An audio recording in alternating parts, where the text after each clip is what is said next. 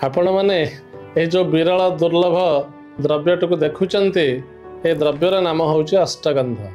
संसार बहु विरल पदार्थर समाहार यहाँ प्रस्तुत करा एथिरे शुद्ध गोरचना केसर भीमसेनी कर्पूर रक्तचंदन फूल सिंदूर एवं कस्तूरी प्रभृति विरल पदार्थ को लेकर तैयारी कर जदि आपण कपाल रे लगाउचंते टीका आकार रे व्यवहार करुचंते तेबे देवता मनुष्य यक्ष गंधर्व किन्नर पशुपक्षी आदि समस्त आपणकर वशीभूत हेबे।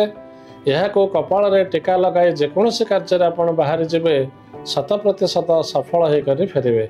यह को व्यवहार करने द्वारा मनुष्य को चिर सौभाग्य प्राप्ति हुए एवं मनुष्यर मन रे शरीर रे आत्मा रे जो सब अशुभ तत्व गुड़ाक थाते ताहा संपूर्ण शरीर छाड़ी चली जाते।